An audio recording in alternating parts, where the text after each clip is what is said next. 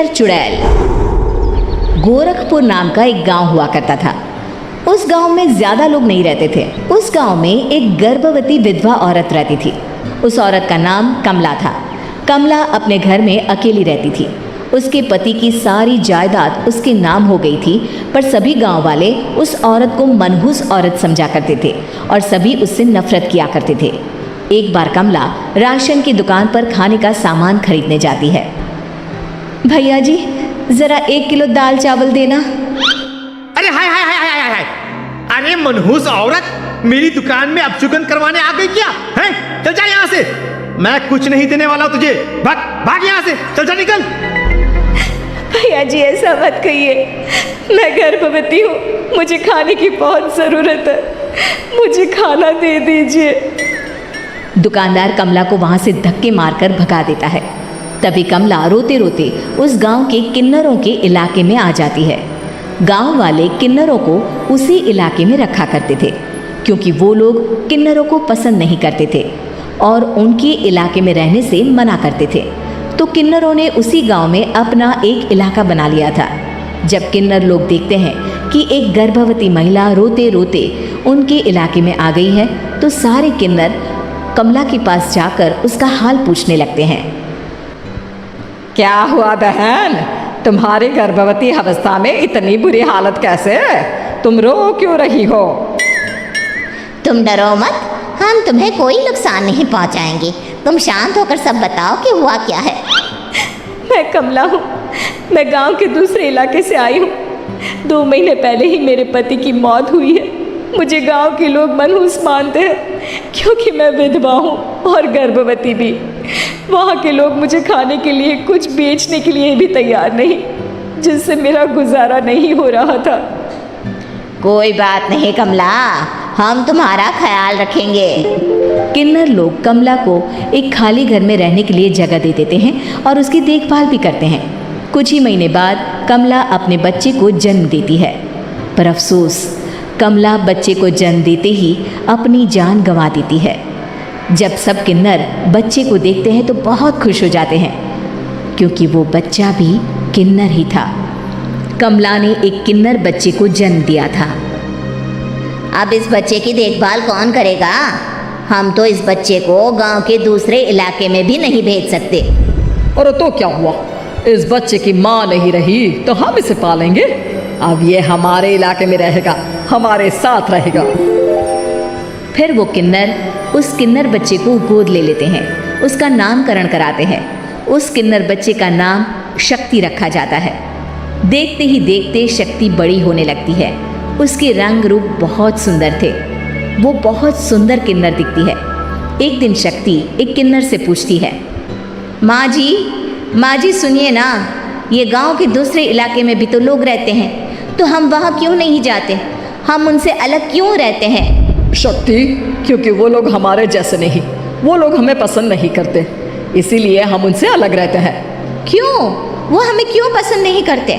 मुझे एक बार उस इलाके में जाना है, मैं एक बार वहाँ जाकर घूम कर आऊँ। शक्ति, खबरदार, जो तू उस इलाके में कभी भी गई तो अपनी जान नहीं गंवाना चाहती तो उस इलाके में कभी कदम भी नहीं रखेगी, समझी?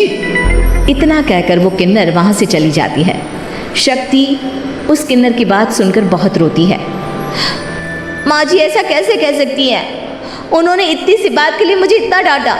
अब तो मैं उस इलाके में ज़रूर जाऊंगी। फिर एक दिन शक्ति गांव के दूसरे इलाके में चुपके से जाती है। ये लोग तो हमारे जैसे ही इंसान हैं, तो ये हमसे नफरत क्यों करते हैं? जब शक्ति उस इलाके में पहुंचती है तो गांव के सारे आदमी उसके रूप से मोहित हो जाते हैं। वो लोग ये अंदाज़ा नहीं लगा पाते कि वो किन्नर है। शक्ति की सुंदरता देखकर सारे गांव वाले उसकी तारीफ करने लगते हैं। तभी गांव का चक्कर लगाने गांव के जमींदार का बेटा हर्ष वहां पहुंचता है। हर्ष भी दिखने में बहुत सुंदर होता है। जब हर्ष ने शक्ति को देखा तो वो भी उससे मोहित हो गया, और जब शक्ति की नज़र हर्ष पर पड़ी तो वो हर्ष को देखकर मोहित हो गई। आपको पहले कभी इस गांव में देखा नहीं। इस गांव में आप नए हैं क्या? जी नहीं, वो मैं बस। तभी शक्ति बोलते बोलते रुक जाती है और मन में सोचने लगती है, अगर मैंने इनको बता दिया कि मैं दूसरे इलाके से आई हूँ तो वो समझ जाएंगे कि मैं किन्नर हूँ, इसलिए मुझे इनसे झूठ ही बोलना पड़ेगा। शक्ति हर्ष को कहती है, जी हाँ, मैं इस गांव में नई आई हूँ, यहाँ अकेली रहती हूँ। वैसे आप कौन हैं? आप भी इसी गांव में रहते हैं? जी हाँ, मैं इस गांव के जमींदार का बेटा हूं। आपको किसी भी चीज की जरूरत पड़े तो आप मुझे बता देना, मुझे अच्छा लगेगा।